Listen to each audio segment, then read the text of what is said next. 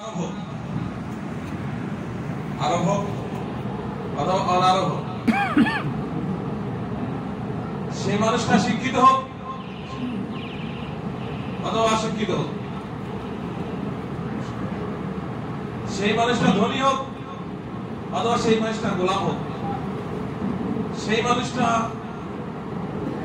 আমির হোক অথবা ওই মানুষটা গরিব হোক, সে যেই হোক না কেন, আন্নাস আরবি এই শব্দ মানে মানুষ, যার মধ্যে মানবত্তা আছে। মানুষ করে আল্লাহ বানিয়েছেন, অর্থাৎ সে জানোয়ার না, মানুষ। আর নাস, নাস মানে মানুষ। প্রত্যেকটি মানুষের উদাহরণ হুজুর সাল্লাল্লাহু আলাইহি ওয়াসাল্লাম বলেন, আর নাসু মাআদিনু কামাআদিনিস যাহাবি ওয়াল ফিজ্জা। প্রত্যেকটি মানুষের উদাহরণ হলো সোনা আর রূপার খনির মতো। প্রত্যেকটি মানুষের মধ্যে আল্লাহ পাক সোনার খনি অথবা রূপার খনি বলে, না না, সোনা এই খনি না, রূপার খনি না, বলকে তার থেকেও আরো কোটি কোটি কোটি লক্ষ কোটি গুণ মূল্যবান হীরা জওহরের খনি প্রত্যেকটি মানুষের হৃদয়ের মধ্যে আল্লাহ পাক রেখে দিয়েছে। আন-নাস মাআদিনু কামাআদিনিস যাহাবি ওয়াল ফিজ্জা। নবীজি সাল্লাল্লাহু আলাইহি ওয়াসাল্লাম বলেন, মানুষের উদাহরণ হলো সোনা আর রূপার খনির মতো। কি বলেন ভাই, সোনা রূপা এটা কি গাছে ধরে নাকি খনির মধ্যে থাকে? যে কেউই এই খনির থেকে সোনা উঠাইতে পারে না, এর জন্য নির্দিষ্ট একটা প্রসেসিং আছে। আর যে কোনো মাটির নিচে খনি থাকে না, আর খনি থাকলেই যে কোনো ব্যক্তি খনির থেকে সোনা উত্তোলন করতে পারে।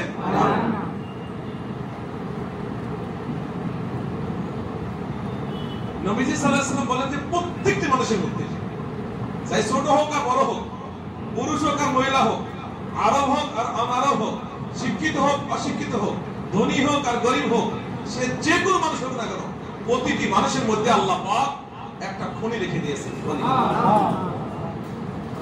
আমরা জানি আরব দেশের লোকেরা আজ থেকে 200 বছর আগে, 300 বছর আগে, ওরা যখন জানতো না যে আমাদের মাটির নিচে খনি আছে, যখন জানতো না, তো দেশটা গরিব ছিল, অনেক গরিব ছিল।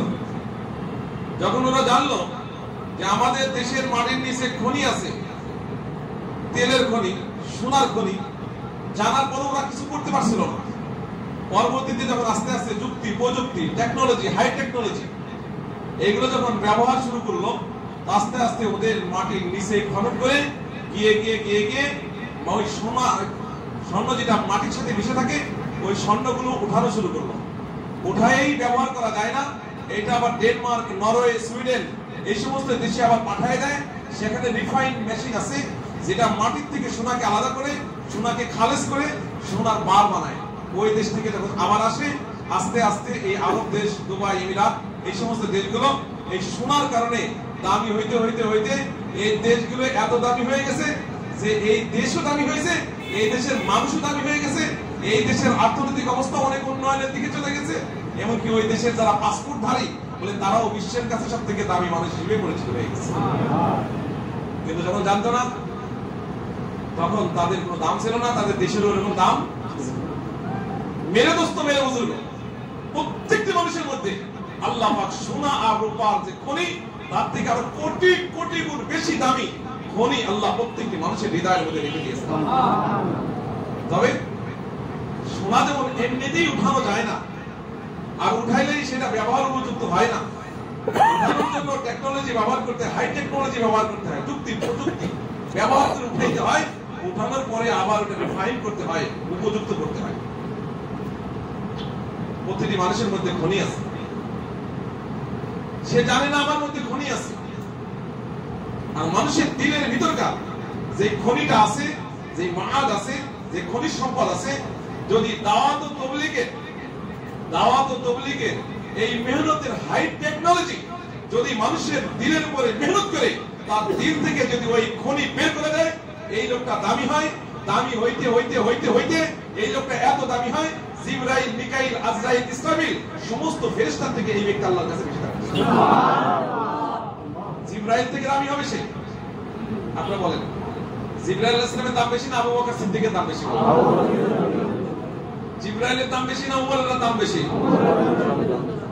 জিবরাইল আলাইহিস সালামের দাম বেশি না বিলাল রাদিয়াল্লাহু আনহুর দাম বেশি?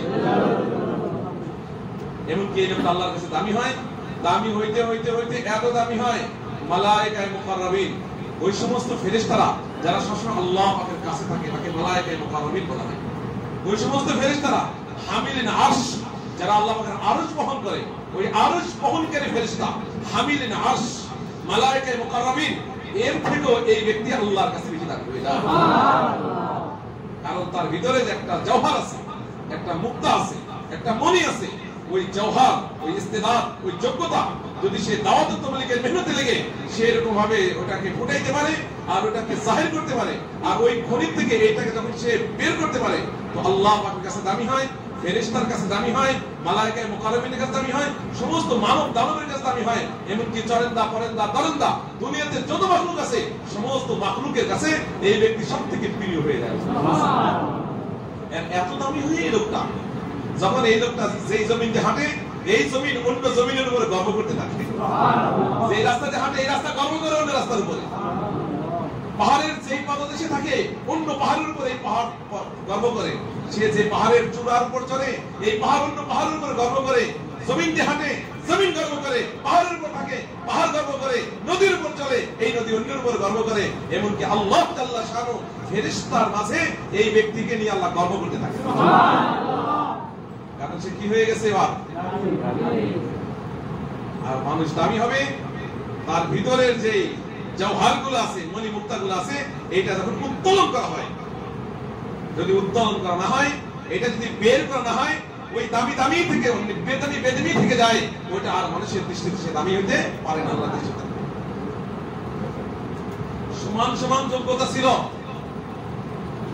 হযরত ওমর রাদিয়াল্লাহু তাআলা আনহু আর আবু জেহেল।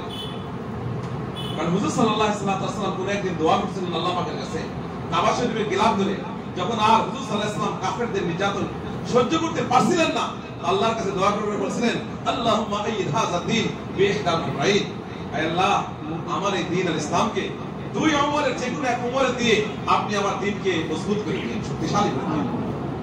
ওই ওমরের হাকাম, ওমর ইবনে হাকাম ওর নাম আবু জেহেল হয়ে গেছে, আর ওমর ইবনে খাত্তাব রাদিয়াল্লাহু তাআলা হয়ে গেছে। দুইজনের যোগ্যতা সমান সমান ছিল, এক পর্যায়ে ছিল, এক মাপের দুইজনের যোগ্যতা ছিল, সমান সমান যোগ্যতা ছিল। কিন্তু ওমর রাদিয়াল্লাহু তাআলা আনহুর পরে ইসলামের টেকনোলজি, দাওয়াতের টেকনোলজি নবীজি সাল্লাল্লাহু আলাইহি ওয়াসাল্লাম ইস্তেমাল করলেন, আর ওমর এই টেকনোলজিকে গ্রহণ করলেন। নবীর দোয়া তার কাজে লেগে গেল, নবীর দাওয়াত তার কাজে লেগে গেল, উমরের উপরে রাসূলুল্লাহ সাল্লাল্লাহু আলাইহি ওয়াসাল্লামের মেহনতের টেকনোলজি লেগে গেল। আস্তে আস্তে আস্তে আস্তে উমর এরকম ইসলামের মধ্যে আসলেন, ইসলাম কবুল করলেন, করতে করতে করতে করতে দামি হওয়া শুরু করলেন। দামি হইতে হইতে হইতে হইতে উমর এই পরিমাণ দামি হয়ে গেলেন, নবীজি একবার বলতেছেন লাউ কানা বাদি নবিয়ুন লাকানা উমর, আমার পরে নবী হলে উমরই নবী হইতো। নবী হয় নাই এইজন্য উমর নবী হয় নাই, নবী আসবে না এইজন্য উমর নবী হয় নাই। যদি রাসূলের পরে নবী হতো, কে নবী হইতো? মানে কি? মানে কি? তরজমাটা কি? তরজমা হলো একজন নবী নবী হওয়ার জন্য যত গুণ দরকার সমস্ত গুণ উমরের মধ্যে ছিল। কিন্তু রাসূলুল্লাহ সাল্লাল্লাহু আলাইহি ওয়াসাল্লামের পরে আল্লাহ পাক নবুয়তের দরজাকে খতম করেছেন, এজন্য আর নবী হয় নাই। যদি নবী হইতো, কে নবী হইতো? আল্লাহ। কোরআনে কারীমের 22টা আয়াত এরকম আছে, 22টা আয়াত, যে আয়াতের তাফসীর শাহ জাকারিয়া রাহমাতুল্লাহ, হযরত মাওলানা শাহ জাকারিয়া রাহমাতুল্লাহ আলাইহি ওনার কিতাব আছে আউজাজুল মাসালিক শারহ মুআত্তা মালিক, 22 খণ্ডের কিতাব আছে শেখ জাকারিয়া রাহমাতুল্লাহ। ওইটার মধ্যে লিখছে তাতাবুকাতে উমর, মুতাবাকাতে উমর, উমর রাদিয়াল্লাহু তাআলা মুতাবাকাতে ওনার কথা, উনি জমিনে বসে ওনার জবান দিয়ে সেই কথাগুলো উনি উচ্চারণ করে বলছেন, এই কথাগুলো, সেই কথাগুলো আল্লাহর কাছে এত প্রিয় হয়ে গেছে, আল্লাহ লৌহে মাহফুজ থেকে উমরের কথাকে ওহী হিসেবে রাসূলের কাছে কোরআন হিসেবে নাযিল করেছেন। যার কথা হলো কোরআন, যার কথা অনুযায়ী, যার কথাকে আল্লাহ কোরআন বানায় নাযিল করেছেন। রাসূল সাল্লাল্লাহু আলাইহি ওয়াসাল্লাম মেরাজে গেছেন, জান্নাত দেখতেছেন, জান্নাত দেখতে দেখতে দেখতে দেখতে দেখতে জান্নাতের মধ্যে আলিশান বাড়ি।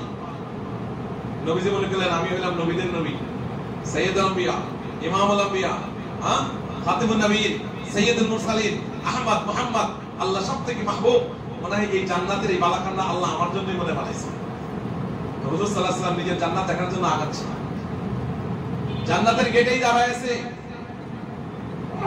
বলে ইয়া রাসূলুল্লাহ, এটা আপনার জন্য বানানো হয় নাই। কার জন্য এই জান্নাত, এই আলিশান জান্নাত কার জন্য বানানো? বলে শাবাবু মিনাল আরব, আরবের এক নওজোয়ানের জন্য আল্লাহ বানাইছে।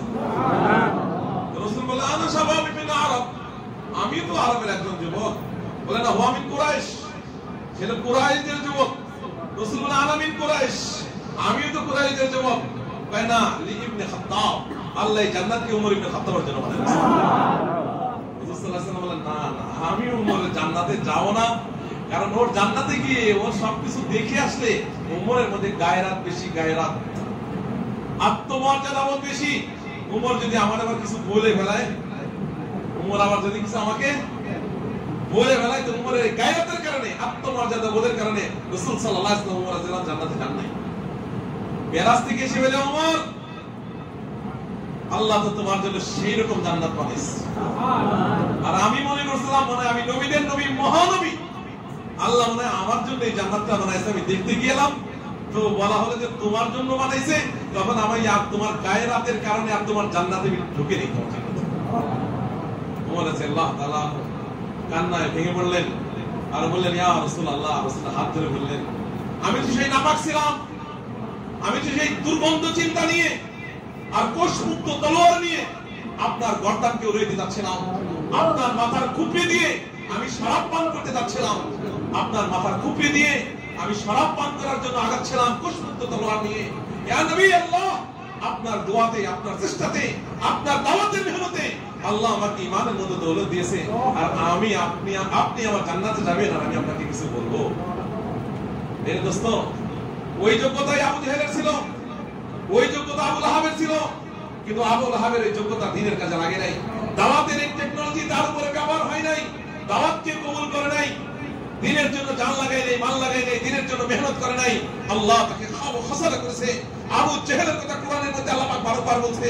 আর আবু লাহাবের সবই ছিল, 11টা সন্তান ছিল, একবারে নাদুস নাদুস বড় উঁচা লম্বা, এক একটা সন্তান এরকম মোটা মোটা এক একটা ছিল, 11 জন সন্তান ছিল। তার নিজের চেহারা হলো আবু লাহাব, লাহাবুন বলা হয় আগুনের শিখাকে। আগুনের শিখা যেমন এরকম লাল টকটকা, আবু লাহাবের চেহারা এরকম লাল টকটকা চেহারা ছিল। মক্কার সর্দার ছিল, কুরাইশদের সর্দার ছিল, বাইতুল্লাহর কাছে তার বাড়ি ছিল, আল্লাহর ঘরের প্রতিবেশী ছিল, রাসূলের চাচা ছিল, রাসূলের রক্তের সাথে তার রক্ত মিল ছিল, আল্লাহর ঘরের প্রতিবেশী ছিল, আর এক মাল ছিল, মুলক ছিল, সরদার ছিল, বুদ্ধি ছিল, ব্রেন ছিল, দিমাগ ছিল, মেধা ছিল, প্রতিভা ছিল, সবকিছুই তার কাছে ছিল, মাতবাড়ি সাতবাড়ি যাবতীয় কিছু ছিল। কিন্তু তার দিলের ভিতরে যে জওহর ছিল, দিলের ভিতরে স্বর্ণ আকবর খনি ছিল, বলে দাওয়াত তাবলীগের মেহনতে লেগে তার দিলের থেকে ইসলাম কবুল না করার কারণে আল্লাহ তাকে বরবাদ করে দিয়েছে। তাব্বাত ইয়াদা আবি লাহাবি ওয়া তাব, মা আগনা আনহু মালুহু ওয়া মা কাসাব, সায়াসলা নারান যাতা লাহাব, আমরাতু হাম্মালাতুল হাতাব, ফি জিদিহা হাবলুম মিন মাসাদ। আল্লাহ কোরআনে কারীমের মধ্যে তার নামে সূরা নাযিল করেছে। আবু লাহাবের মৃত্যুর আগে, মরার আগে 2 মাস ধরে পুরা শরীর এইরকম পচা পড়ছে, পচতে পচতে দুর্গন্ধ হয়ে গেছে, শরীরের মধ্যে কিরা হয়ে গেছে, কিরা পোকা জমে গেছে। ঘরে থাকার মতো কায়দা ছিল না। তার বিবি পায়ের সাথে রশি বেঁধে টেনে সারসার করে দূরে রেখে আসছে কোথাও, কুত্তার মতো। কুকুর যেমন পচলে তার পায়ের সাথে রশি বেঁধে টেনে নিয়ে যায়, এরকম পচা কুত্তার মতো তাকে টেনে রেখে গেছে। 2 মাস পরে এই অবস্থায় মাছ মরছে, শরীরের মধ্যে কিরা পোকা হয়ে গেছে, দুর্গন্ধ হয়ে গেছে। আর ওই জায়গা থেকে তাকে এনে এরকম ভাবে মাটির নিচে দাফন করে দিয়েছে, পুঁতে রেখেছে মাটির নিচে। আর ওই জায়গার মধ্যে এখন বর্তমান হাজী সাহেবদের বাইতুল্লাহ গেলে যে টয়লেট বানানো আছে, ওই আবু লাহাবের তার কবরের উপরে বলে টয়লেট বানায় রাখছে। দুনিয়াতে কুত্তার মতন পচে মরছে, তার কোনো নাম নিশানা নাই, তার বংশ পর্যন্ত শেষ হয়ে গেছে, তার নাম নিশানা নাই, তার বংশ বরবাদ হয়ে গেছে। দুনিয়াতে কুত্তার মতো মরছে, আর মওতের পরে তার কবরের উপরে হাজীদের পায়খানা বানানো হয়েছে। আর হাসরের ময়দানে তাব্বাত ইয়াদা আবি লাহাবি ওয়া তাব, মা আগনা আনহু মালুহু ওয়া মা কাসাব, সায়াসলা নারান যাতা লাহাব। অতি শীঘ্র সে ধাউ ধাউ আগুনের মধ্যে তাকে জাহান্নামে নিক্ষেপ করা হবে। যোগ্যতা দুইজনের বলেন না কি ছিল? মেরে দোস্ত, নাস মাআদিন কামাদিন সাহাবিয়ুল। বিলাল ইবনে আবি রাবাহ রাদিয়াল্লাহু তাআলা কি ছিল তার যোগ্যতা বলেন? নিজের উপর নিজের মিলকিয়াত ছিল না, গোলামের ঘরের গোলাম ছিল।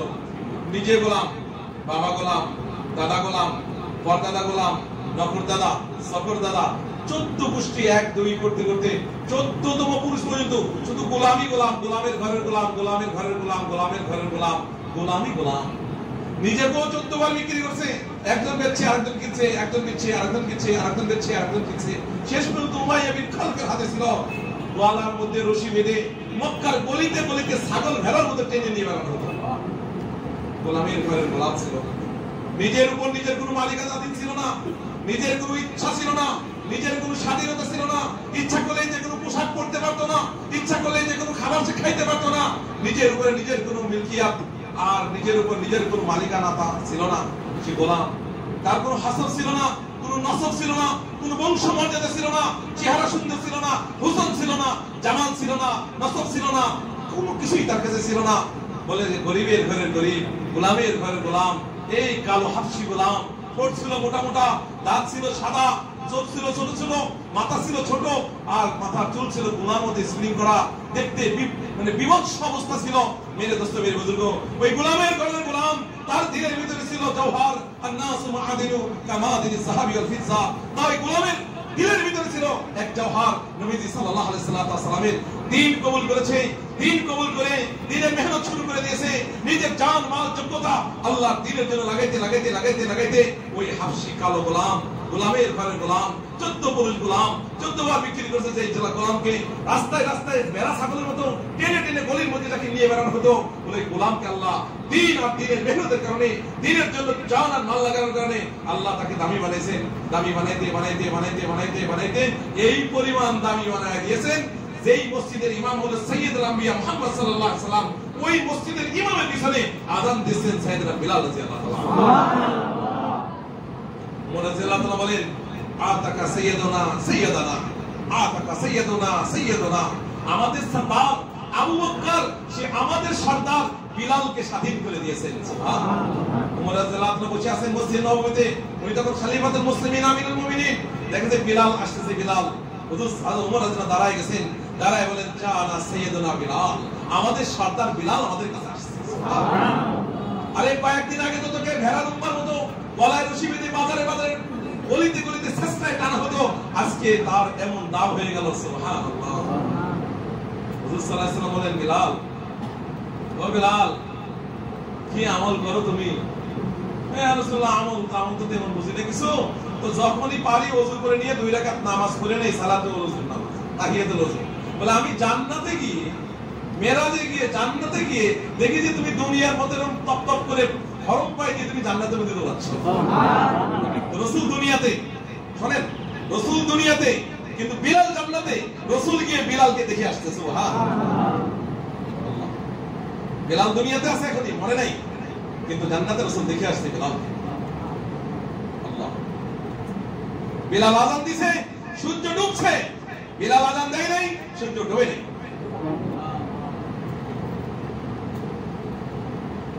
সাল্লাল্লাহু আলাইহি ওয়াসাল্লাম ইন্তেকালের পরে বিলাল আর মদিনায় থাকার আর বরদাস্ত করতে পারলেন না। চলতে চলতে চলতে চলতে শাম দেশে চলে গেছে। শাম, আল্লাহ। শাম বলতে কোন দেশ বোঝায়? সিরিয়া, জর্দান, ইরাক, ফিলিস্তিন, এই 4টা দেশ এখন বর্তমান ভাগ হয়ে গেছে। 4টা দেশ মিলে শাম।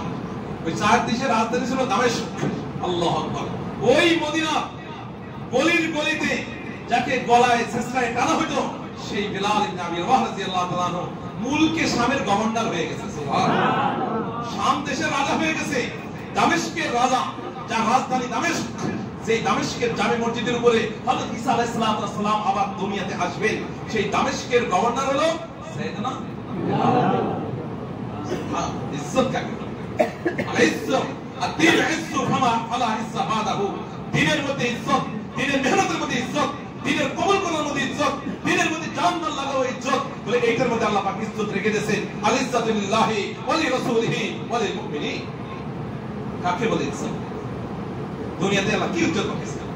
হুজুর সাল্লাল্লাহু আলাইহি ওয়াসাল্লাম একদিন রাতে বিলালকে বলে স্বপ্নে, বিলাল, তুমি আমার মদিনা ছেড়ে কি শাম দেশে চলে গেছো? 1600 কিলোমিটার দূরে, তোমার মনে চায় না যে আমার একটু জিয়ারত করবা, সালাম দিবা? রাতের বেলা রাসূল সাল্লাল্লাহু আলাইহি ওয়াসাল্লাম যখন স্বপ্নে দেখাইলেন, সকাল বেলায় বিলাল জুতা পায়ে দিয়ে টাইম নাই, খালি পায়ে সেই দামেস্কের থেকে, সেই সিরিয়া থেকে হাঁটতে হাঁটতে দৌড়াইতে দৌড়াইতে মদিনায় এসে হাজির হয়ে গেছে বিলাল রাদিয়াল্লাহু আনহু। যখন মদিনায় হাজির হয়ে গেল, হাসান হুসাইনের সাথে দেখা হয়ে গেছে। ছোট মানুষ তো ছিল ওই সময়। বিলাল, তুমি আমার নানা থাকতে আযান দিতে, আমার নানার সময় না তুমি আযান দিতে, ফজরের আযান সব আযান তুমি না দিতে, তোমার আযানেই রাসূলুল্লাহ সাল্লাল্লাহু আলাইহি ওয়াসাল্লাম নামাজে আসতো। রাসূল সাল্লাল্লাহু আলাইহি ওয়াসাল্লাম যখন কখনো ঘুমায় যেতেন ফজরের আগে তাহাজ্জুদ পড়ে, তো তুমি আবার এসে হুজুর সাল্লাল্লাহু আলাইহি ওয়াসাল্লামকে ফজরের জন্য ডেকে নিয়ে যেতে। তো রাসূলের জামানায় আমার নানার সময় তুমি আযান দিতে, তোমার এখন একবার আযান দেয়া লাগবে। বিলাল কয়, না, আমি রাসূলের রওজায় দাঁড়াই আযান দিতে গিয়ে আশহাদু আন্না মুহাম্মাদুর রাসূলুল্লাহ আমি বলতে পারবো না, বরদাস্ত হবে না। ফিরাফিরিতে আযান দিয়ে শুরু করলেন। বিলাল যখন আল্লাহু আকবার আযান শুরু করলেন, রহ গিয়া রুসমি আযা রূহি বিলালিন রহি ফলসফা রহ গিয়া তালকিন গযালিন রহি। বিলাল আযান দিয়ে শুরু করলেন। মদিনার পর্দানিশীন মহিলা বিলালকে এক নজর দেখার জন্য ঘরে বেরিয়ে এসেছে। সুবহানাল্লাহ। কাকে বলি ইজ্জত। মেরে দোস্ত, মেরে বুজুর্গ, আন্নাস মুআদিনু কামাদিনি সাহাবিয়াল কিসা। ইজ্জত, ইজ্জত, সম্মান আল্লাহ রাখছে দ্বীন আর দ্বীনের মেহনতের মধ্যে আল্লাহ পাক রাখছে। কুফারে কুরাইশদের বড় বড় নেতা ছিল। কোথায় গেল আবু লাহাব, কোথায় গেল আবু জাহেল, কোথায় গেল উতবা, কোথায় গেল শাইবা, কোথায় গেল উমাইয়া বিন খালদ? এই সমস্ত বড় বড় কাফেররা ছিল এই জামানায়। কোথায় গেল আব্দুল্লাহ ইবনে সুলুল, কোথায় গেল আব্দুল্লাহ ইবনে সাবা, যারা বিশাল বড় বড় দাপটের মালিক ছিল, মালের মালিক ছিল? কোথায় গেল কওমে আদ, কওমে সামুদ, কওমে তুব্বা, কওমে আইকা, কওমে নূহ, কওমে রাস, কওমে ফিরআউন? এই সমস্ত বিশাল বড় বড় এক একটা জাতি ছিল, যাদের কাছে দাপট ছিল, যাদের কাছে প্রভাব ছিল, যাদের কাছে রাজত্ব ছিল, যাদের কাছে হাতিয়ার ছিল, যাদের কাছে জনবল ছিল, যাদের কাছে ধনবল ছিল, যাদের কাছে লয়লস্কর ছিল, যাদের কাছে এই পরিমাণ শক্তি ছিল, যারা বলতে মাদা শান্ত মিন্না কুওয়া, আমাদের থেকে বড় শক্তিশালী আর কে আছে? সমস্ত জাতিকে আল্লাহ তাআলা শুধু ধ্বংস করে দিয়েছেন। সর্বজামানায় আল্লাহ ঈমানওয়ালা আর আমলওয়ালাদেরকে হার হারাতে, হার জামানায়, হার জায়গার মধ্যে, হার ক্ষেত্রে, সব জায়গার মধ্যে আল্লাহ ঈমানওয়ালা আর আমলওয়ালাদেরকে আল্লাহ দুনিয়াতে গালের দান করেছেন। সুবহানাল্লাহ। ইন্না লানানসুরু রুসুলানা, ইন্না লানানসুরু রুসুলানা ওয়াল্লাযীনা আমানু ফিল হায়াতিদ দুনিয়া ওয়া ইয়াওমা ইয়াকুমুল আশহাদ। আমি আমার নবীদেরকে, আর যারা নবীর মেহনত করে, নবীদের উপর ঈমান আনছে, নবীরা কাম যারা করে, আল্লাহ তাদের ব্যাপারে বলেন ইন্না লানানসুরু রুসুলানা ওয়াল্লাযীনা আমানু ফিল হায়াতিদ দুনিয়া ওয়া ইয়াওমা ইয়াকুমুল আশহাদ। আল্লাহ এদেরকে দুনিয়াতে সাহায্য করে। এই জন্য মেরে দোস্ত, মেরে বুজুর্গ, আল্লাহ তাআলার সামনে এই উম্মতে প্রত্যেক ব্যক্তির মধ্যে সোনা আর রূপার খনি রাখছেন। না হলে রাসূলুল্লাহ সাল্লাল্লাহু আলাইহি ওয়াসাল্লাম মাত্র একা ব্যক্তি ছিলেন, একা ব্যক্তি ছিলেন। শুরু করলেন 6 মাস ধরে গাড়ে ইরাকে থাকার পরে রাসূলের উপরে যখন কোরআন নাযিল হলো আর হুজুর সাল্লাল্লাহু আলাইহি ওয়াসাল্লাম নবুয়ত প্রাপ্ত হলেন, একা এক ব্যক্তি ছিলেন। যেই ব্যক্তির কাছে মাল নাই, যার কাছে টাকা নাই, যার কাছে পয়সা নাই, যার কাছে জোর নাই, যার কাছে ঝড় নাই, যার কাছে মুলকিয়াত নাই, যার কাছে খেলাফত নাই, যার কাছে রাজত্ব নাই, যার বাবা নাই, যার মা নাই, যার ভাই নাই, যার বোন নাই, একটা এতিম ব্যক্তি রাসূলুল্লাহ সাল্লাল্লাহু আলাইহি ওয়াসাল্লাম। জন্মের আগে বাবা মারা গেছেন, জন্মের কিছুদিন পরে মা মারা গেছেন, রাসূলের কোনো ভাই ছিল না, রাসূলের কোনো বোন ছিল না, রাসূলের কাছে কোনো টাকা পয়সা ছিল না, রাসূলুল্লাহ সাল্লাল্লাহু আলাইহি ওয়াসাল্লামের কাছে কোনো জোরবল ছিল না, রাসূলের কাছে কোনো অর্থবল ছিল না, রাসূল সাল্লাল্লাহু আলাইহি ওয়াসাল্লামের কাছে কোনো খেলাফত ছিল না, রাজত্ব ছিল না, প্রপার্টি ছিল না, কিছুই ছিল না। একা এক ব্যক্তি এই দাওয়াতের মেহনত দিয়ে কুল লা ইলাহা ইল্লাল্লাহ তাফলিহু, এক লা ইলাহা ইল্লাল্লাহ, এই দাওয়াত দিয়ে রাসূল দাঁড়ায় গেছেন। মাত্র 23 বছরের ভিতরে সেই জামানা ছিল ওয়াইন কানু মিন ক্বাবলু লাফি যালালিন মুবিন। আল্লাহ তাদেরকে জালালে মুবিন বলেছেন। যারা জাহেল ছিল, যারা জুলমতে ভরা ছিল, অন্ধকারে ভরা ছিল, যাদের জিন্দেগি হাইওয়ানিয়ত ছিল, যাদের জিন্দেগিতে বাহিনীয়ত ছিল, যাদের জিন্দেগি পশুত্বের জীবন ছিল, ওই পশুত্বের জিন্দেগি থেকে বের হয়ে এসে ওই জুলমতের মধ্যে, অন্ধকারের মধ্যে নিবন্ধিত ছিল যে লোকগুলো, তাদেরকে রাসূলুল্লাহ সাল্লাল্লাহু আলাইহি ওয়াসাল্লাম একা ব্যক্তি দাওয়াতের টেকনোলজি ওই আরব জাতির উপরে চালায় দিয়ে, সেই আরবদের উপরে কিসরা কায়সার রাজত্ব করতে দেয়া ছিল না, যারা নিজেদের মায়ের সাথে যারা বিবাহ করত, মহিলাদের নাপাক রক্ত যারা জমানতে চেটে চেটে খাইতো, আল্লাহ পাকের ঘর যারা উলঙ্গ হয়ে মওত করত, আল্লাহ পাকের ঘরের সামনে যারা ব্যভিচারে লিপ্ত হইতো, এই জাহেল, এই লোকের উপরে রাসূলুল্লাহ সাল্লাল্লাহু আলাইহি ওয়াসাল্লাম মেহনত করে কালিমার দাওয়াত দিয়ে মাত্র 23 বছরে এই দাওয়াতের মেহনত চালায় 16 লক্ষ সাহাবীর জামাত রাসূল তৈরি করে দিয়েছেন। সুবহানাল্লাহ। আন-নাসু মাআদিনুকা মাআদিনি যাহাবি ওয়াল ফিজ্জা। এই 16 লক্ষ সাহাবী বা 1.5 লক্ষ সাহাবী বলে এদের জিন্দেগি এক একজনের জিন্দেগি তাকায় দেখেন, এই দাওয়াতের মেহনতের আগে, এই তাবলীগের আগে, এই দিন মেহনত করার আগে বলে তাদের জিন্দেগি এক একজনের জিন্দেগি পশুর মতো তাদের জীবন ছিল। হাইওয়ান জানোয়ারও কাজ করতে পারে না, মানুষ ওই জামানার লোকেরা যে কাজ করে। নিজের মায়ের সাথে ওরা বিবাহ বসতো, মহিলাদের নাপাক রক্ত ওরা জিহ্বাতে চেটে চেটে খাইতো। এই জাহেল, এই জাহালাত, এই বারবারিয়ত, এই হাইওয়ানিয়ত, এই বাহিমিয়ত, এই পশু মার্কা মানুষ, তাদের উপর রাসূলুল্লাহ সাল্লাল্লাহু আলাইহি ওয়াসাল্লাম এই দাওয়াতের মেহনত চালায় মেরে দোস্তে টেকনোলজি তাদের উপর চালায় এক একজন সাহাবাকে কি বানাইছে। রাসূলুল্লাহ সাল্লাল্লাহু আলাইহি ওয়াসাল্লাম আবু বকর সিদ্দিক আর ওমর আর ফারুক আর উসমান গনি, আলী আল মুর্তজা, আবু উবাইদা ইবনে জাররাহ, খালিদ বিন ওয়ালিদ, এক একজন সাহাবীর নাম নেন, নিয়ে দেখেন তাদের এক একজনের জীবন কি পবিত্র জীবন। রাসূল বলতে বলছেন, আল্লাহ রাসূল বলছেন আসহাবী কান নুজুম, আমার এক একজন সাহাবী আসমানের নক্ষত্রের মতো। সুবহানাল্লাহ।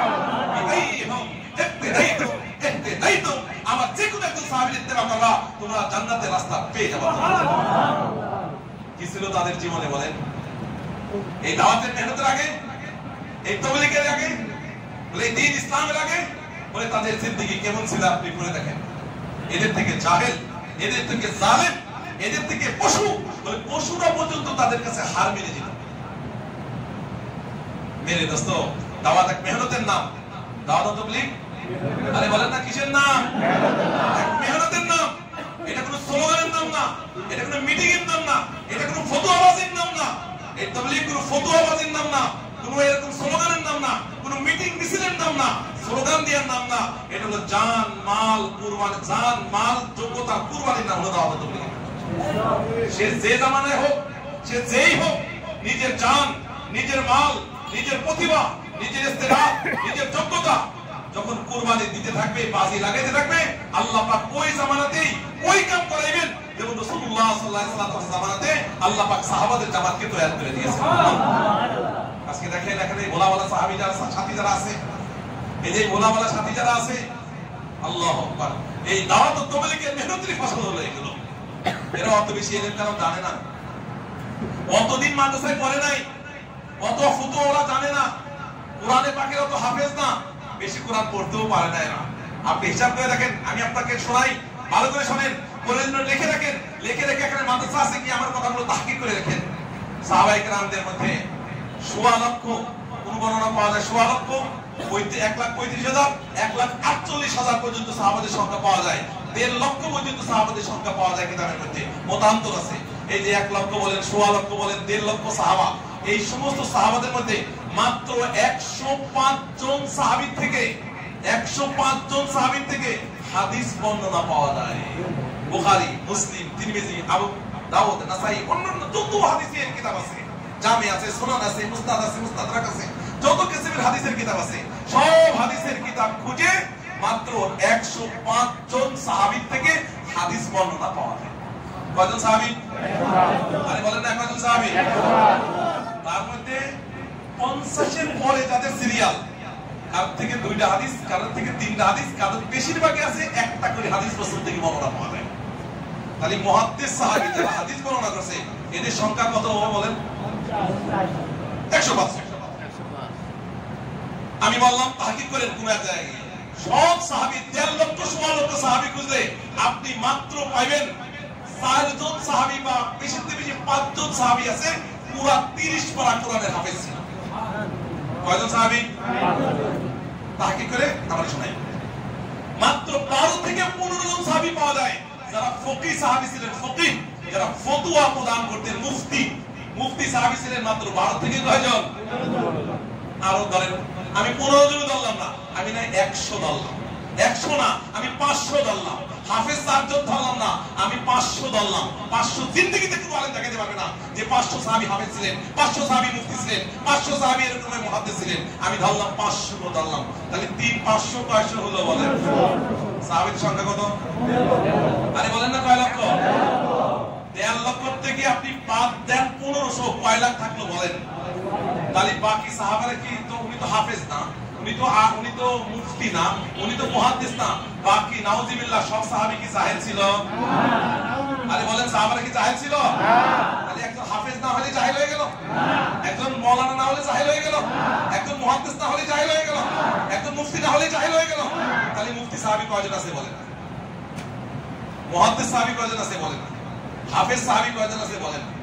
কিন্তু সাহাবাত কুল্লুহুম উদুল, প্রত্যেকটা সাহাবী বিশ্বাসযোগ্য সাহাবী ছিলেন, প্রতিটি সাহাবী আস্থাভাজন ছিলেন, প্রতিটি সাহাবী ন্যায়পরায়ণ ছিলেন, প্রতিটি সাহাবী সাদিক ছিলেন, প্রতিটি সাহাবী সাবের ছিলেন, প্রতিটি সাহাবী শাকির ছিলেন, প্রতিটি সাহাবী তাওয়াক্কুল তাআল্লুক আল্লাহ ছিল, প্রতিটি সাহাবী আল্লাহর সাথে তার সম্পর্ক ছিল, প্রতিটি সাহাবীর তাআল্লুক আল্লাহর সাথে ছিল, প্রতিটি সাহাবী ন্যায় নীতির সাথে চলতেন। আর 100% সাহাবী তিনারা দ্বীনের দায়ী ছিলেন। সবাই কি ছিলেন? দ্বীনের দায়ী। বলি শোনেন, লিখে রাখেন, তাহলে এই মাসলাকে হুজুরদের থেকে তাহকিক করে আসবেন। খালিদ বিন ওয়ালিদ রাদিয়াল্লাহু তাআলা, নাম শুনছেন আপনারা? নামই শোনেন নাই? আমি ওনার তলোয়ার দেখে আসছি তুরস্কতে, আল্লাহ পাকের মেহরবানিতে। এই দুইটা চোখ জাহাঁ দিদা, পুরা দুনিয়া দেখছে আল্লাহর মেহরবানিতে। যেখান থেকে সূর্য ওঠে আল্লাহ ওখানে নিয়ে গেছে, আর যেখান থেকে সূর্য ওঠে ওখানেও আল্লাহ আমাকে নিয়ে গেছে। আল্লাহ ওকে পুরা দুনিয়া দেখাইছে। এক একটা না 29 ঘন্টা আসমান দিয়ে উড়াইছে আল্লাহ পাক। 29 ঘন্টা, 29 ঘন্টা খালি আসমান দিয়ে গেছে আল্লাহ পাক, পুরা দুনিয়া সফর করেছে। খালিদ বিন ওয়ালিদ রাদিয়াল্লাহু তলোয়ার, ওই যে ইয়ারমুকের যুদ্ধের সময়, হ্যাঁ, মুতা জঙ্গে মোতাতে যখন যায়েদ ইবনে হারিসা শহীদ হয়ে গেলেন, এরপরে জাফর ইবনে আবি তালিব শহীদ হলেন, এরপরে যখন এরকম ভাবে হযরত আবু আব্দুল রাওয়াহা রাদিয়াল্লাহু শহীদ হয়ে গেলেন, তো বললেন যে মশারা করে একজন বানায় নিও। এই মশারা করে খালিদ বিন ওয়ালিদ রাদিয়াল্লাহু তাআলাকে আমির বানানো হয়েছে। 9টা তলোয়ার ছিল, 9টা তলোয়ার। এক দিনে 3000 কাফেরদেরকে শহীদ, তাদেরকে জাহান্নামে পাঠিয়ে দিয়েছে। এরপরে আর তলোয়ার নাই, যুদ্ধ করবে কি দিয়ে? লাভ দিয়ে একটা গাছের ঢাল ধরে এরকম ভাঙলো ওই নিয়ে যুদ্ধ করার জন্য, সাথে সাথে আল্লাহ পাক ওই ঢালটা, গাছের ঢালটা তলোয়ারে পরিণত করে দিলেন। এরপরে শুরু করলো সে তলোয়ার। আজও তুরস্কের মিউজিয়ামের মধ্যে আজকে সে তলোয়ার পাবেন আপনি। সে তলোয়ার আমি দেখছি সবকে আল্লাহর দরবারে। খালিদ বিন ওয়ালিদ রাদিয়াল্লাহু তাআলা দেশের পর দেশ বিজয় করতেছিলেন। বিজয় করতে করতে একবারে সেই আফগানিস্তান পর্যন্ত চলে আসছে। হযরত ওমর রাদিয়াল্লাহু তাআলা চিঠি লিখলেন যে এখন খালিদ বিন ওয়ালিদ তো চলছে ঠিকই, ওকে এবার সেনাপ্রধান না করে তাকে সাধারণ সেনা বানায় দাও। আর আবু উবাইদা ইবনে জাররাহ আমিনু হাযিল উম্মাহ বলে তাকে এবার সেনাপ্রধান বানায় দাও। যখন পতাকা নিয়ে চিঠিটা পাইলেন হযরত খালিদ রাদিয়াল্লাহু তাআলা, চিঠি পাওয়ার সাথে সাথেই আস্তে করে সেনাপ্রধানের পতাকা হযরত আবু উবাইদার হাতে দিয়ে বললেন, আপনি এবার আমার সেনাপ্রধান। আমি সাধারণ একজন সৈন্য, আগে যেই গতিতে যুদ্ধ করছিল সেই গতিতে খালিদ আবার যুদ্ধ শুরু করে দেবেন। এটা তো কামালে খাসের দলিল, ইখলাস। আমির বানালেও ওই গতি, মামুর বানালেও ওই গতি, গতির মধ্যে কোনো পার্থক্য নাই। কাম তো আল্লাহর জন্য। কাম কার জন্য করব? কাম আল্লাহর জন্য করব। জান লাগাবো কার জন্য? আল্লাহর জন্য। মাল লাগাবো কার জন্য? তাহলে আমার আমির আর মামুর কি আছে? হ্যাঁ, খালিদ বিন ওয়ালিদ রাদিয়াল্লাহু তাআলা বিছনায় পড়ে ইন্তেকাল করতেছিলেন। পুরা শরীরে এক আঙ্গুল জায়গা ছিল না, 1 ইঞ্চি জায়গা ছিল না, না তীরের জন্যই না তলোয়ারের আঘাত ছিল না। কিন্তু ঘরে যখন ইন্তেকাল করতেছিলেন কাঁদতেছিলেন, ভাই আমি কত মানুষকে জাহান্নামে পাঠাইলাম, কত কাফেরকে, আর আমার কত সাথী আমার সামনে জান্নাতে চলে গেল শহীদ হয়ে। এই শাহাদাতের মর্যাদা আমার কপালে জুটলো না, আমি ঘরে বসে বসে মরতেছিলাম। এক সাহাবী তাসাল্লি দিয়ে বললেন, এই তুমি তো ঘরেই মরবা, তোমার মৃত্যু ঘরেই হবে, নির্ঘাত ঘরে হবে, কিভাবে আমি শহীদ হব না? তাই না, রাসূলুল্লাহ সাল্লাল্লাহু আলাইহি ওয়াসাল্লাম তোমাকে সাইফুল্লাহ বলেছে। খালিদ সাইফুল্লাহ, মানে আল্লাহর তলোয়ার। আর যে আল্লাহর তলোয়ার হয়, কোন শক্তি আছে তাকে ভাঙবে? আল্লাহর তলোয়ার কে আছে ভাঙবে আর তোমাকে শহীদ করবে? তোমাকে তো ঘরেই পড়তে হবে, তুমি সাইফুল্লাহ। নবীজি সাল্লাল্লাহু আলাইহি ওয়াসাল্লাম বলেন একদিন, হায় হায়, যদি খালিদের সিনাকে ফাড়া যায়, খালিদ বিন ওয়ালিদের সিনাকে যদি ফাড়া যায়, তো তার দিলের ভিতরে শুধু একটাই তামান্না আছে, কি করে আল্লাহর দ্বীন দুনিয়াতে চিন্তা করা যায়। ঘর বাড়ি বানানোর আশা খালিদের ছিল না, বড় বড় দালান কোঠা বানানোর আশা খালিদের দিলে ছিল না, নদী খনন করবে সেই তামান্না খালিদ বিন ওয়ালিদের দিলে ছিল না।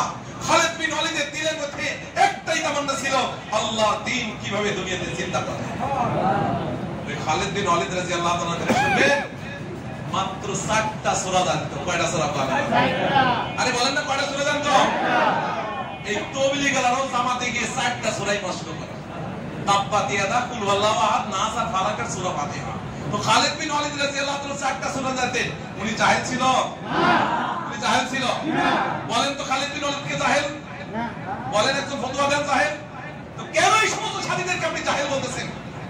এ নামাজ পড়ে না, দেখি ইশরাক পড়ে না, দেখি তাহাজ্জুদ পড়ে না, দেখি আওয়ামিন পড়ে না, দেখি সকালে বিকালে জিকির করে না, দেখি সুন্নতি দাড়ি রাখে নাই, দেখি সুন্নতি লিবাস পরে নাই, এর মেয়েটা কি সে এরকম ভাবে ঘরের মধ্যে পর্দা রাখে নাই, এর বিবি আগে ঘুরতো বাইরে, সে এখন ঘরের মধ্যে পর্দা করে না তার বিবিকে দিয়ে, সে আগে সুদি কারবার করতো, তবলিগে চিল্লা তিনচিলা লাগে, সুদি কারবার ছাড়ছে, আগে ব্রাককে যেত, ব্রাকের লোন নিয়ে নিত, আগে সিসি লোন নিত, এগুলোকে ছেড়ে দেয় নাই, সে হারাম ছাড়ছে, সুদ ছাড়ছে, ঘুষ ছাড়ছে, সে নাজায়েজ ছাড়ছে, আগে এটা সেটা করতে সব ছাড়ছে, আগে মদ খাইতে ছাড়ছে, আগে বিড়ি খাইতে তা ছাড়ছে, সবকিছু ছেড়ে দিয়ে সুন্নতি লেবাসের মধ্যে আসলো, সুন্নতি দাড়ি, সুন্নতি পাগড়ি, সুন্নতি লেবাস।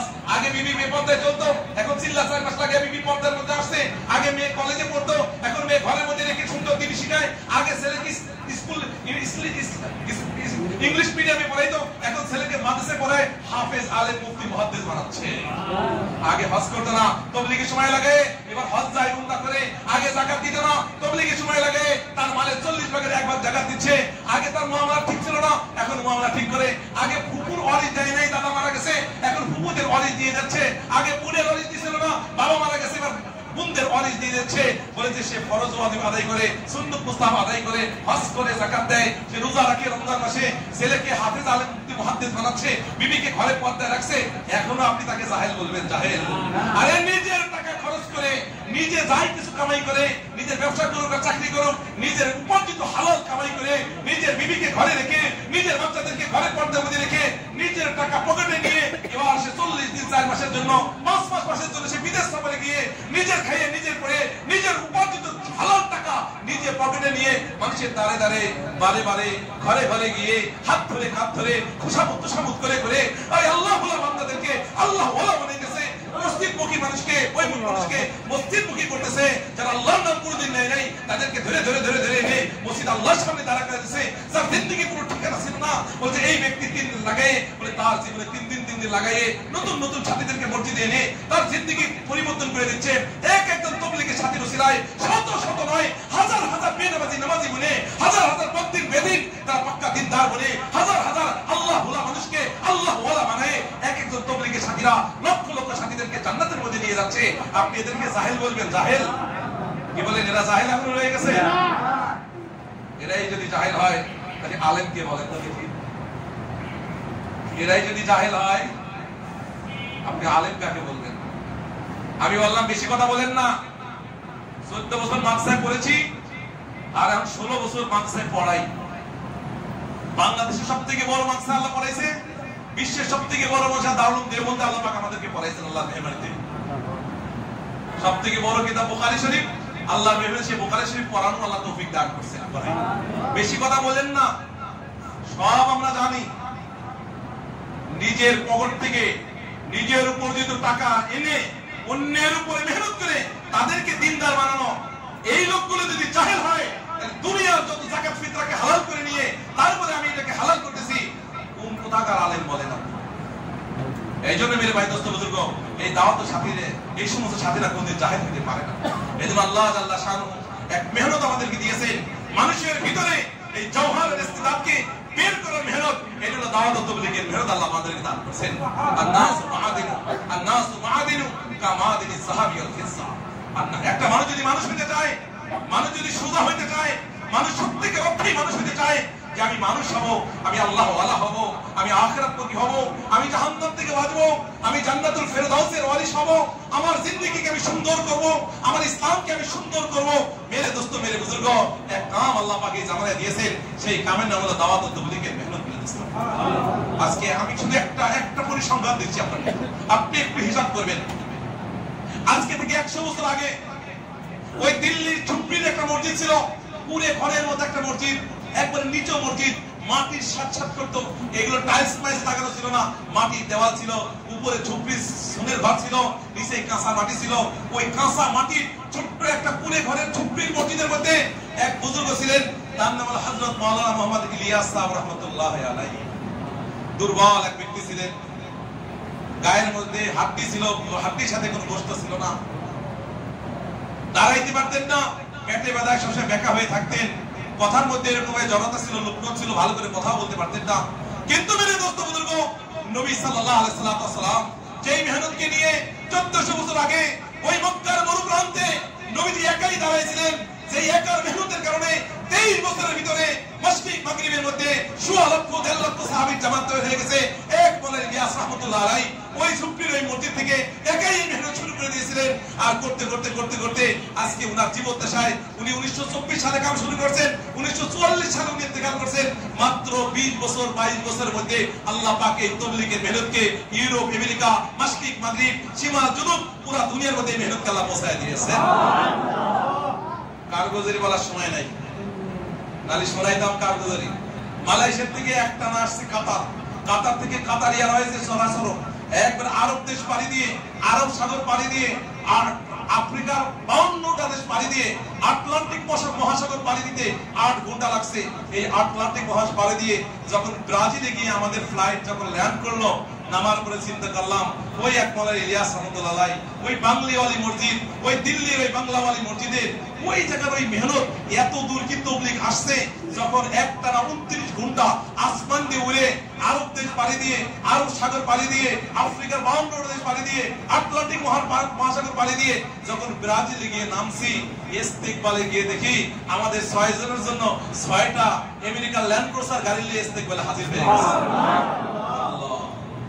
ওখান থেকে আবার 6 ঘন্টা সফর, আবার 6 ঘন্টার ফ্লাইট করে যখন চিলি একটা দেশ আছে যার রাজধানী হলো সেন্টিয়াগো, সেন্টিয়াগোতে নামার পরে দেখি পুরো দেশের মধ্যে 52 জন তাবলীগের সাথী এরকম আছে, ছোট্ট দেশ, মাত্র 600 জন মুসলমান, 600 জন মুসলমান, তার মধ্যে 52 জন এরকম আছে বাংলাদেশ থেকে 3 চিলা লাগায় গেছে। কি এক মেহনত আল্লাহ চালাইছে, আজীব এক মেহনত আল্লাহ চালাইছে। পুরো আফ্রিকা, এখান থেকে গেছি দুবাই, ঢাকা থেকে দুবাই, দুবাই থেকে আদিস আবাবা, আদিস আবাবা থেকে খার্তুম, খার্তুম থেকে ইন্দি জামিনা, মানে দুবাই, দুবাইয়ের পরে হাবশা, হাবশার পরে গেছি সুদান, সুদান থেকে সেই চাঁদ একটা দেশ আছে, চাঁদের রাজধানী ইন্দি জামিনা, জামিনাতে নামার পরেই আমাকে জিজ্ঞেস করে আপনাকে আগে আমাদের মার্কাজে যাইবেন নাকি এক সাহাবীর কবর জিয়ারত করতে যাইবেন। ভাবা যায়, ভাবা যায় নবীজি সাল্লাল্লাহু আলাইহি ওয়াসাল্লাম 23 বছরের মধ্যে এমন 1.5 লক্ষ সাহাবীর জামাত তৈরি করছে যারা মক্কাকে মক্কা মনে করে নাই, মদিনার ফাজিলে তারা মনে করে নাই, হাজার উমদার ফজিলত তাদের সামনে নাই, জান্নাতুল বাকি জান্নাতুল মুআল্লায় কবর হবে সে তামান্না তাদের ছিল না, রাসূলের সব দরবারে গিয়ে আসসালামু আলাইকুম ইয়া নবী আল্লাহ বলবে এই তামান্না ছিল না, বাইতুল্লাহ এসে এরকম সাফা মারা সাই করবে সে তামান্না দিলে ছিল না। তাদের তামান্না একটাই ছিল, সেই দিন রাসূল থেকে শিখছি, সেই দিনকে দুনিয়ার কোনায় কোনায় চিন্তা করতে হবে, সেই তামান্না ছিল সাহাবাদের দিলের ভিতরে। যার কারণে সেই চাঁদে গিয়ে সাহাবী আসওয়াদ ইবনে আবি আসওয়াদ রাদিয়াল্লাহু তাআলা আনহু তার কবর আমরা জিয়ারত করছি, তার কবর সেই আফ্রিকার জঙ্গলে গিয়ে তার কবর আছে। এক একটা মরুভূমি পাড়ি দিয়েছি 1300 কিলোমিটার, 1300 কিলোমিটার মরুভূমি আমরা পাড়ি দিলাম। একটা জঙ্গল পাড়ি দিলাম 250 কিলোমিটার জঙ্গল। কোথায় মরুভূমি, কোথায় জঙ্গল? বর্তমান জামানার কথা বলছি না, আজ থেকে 1400 বছর আগে ওই মরুভূমি কি ছিল বলেন? ওই জঙ্গলে 1400 বছর আগে কি ছিল বলেন? হযরত সাহাবায়ে কেরাম রাদিয়াল্লাহু আনহুম ওই মক্কা মদিনার দ্বীনকে রাসূলুল্লাহ সাল্লাল্লাহু আলাইহি ওয়াসাল্লাম থেকে যে দ্বীন শিখছে, নিজের বিবিকে বিধবা করেছে, বাচ্চাদেরকে এতিম করেছে, এটা জানতেন?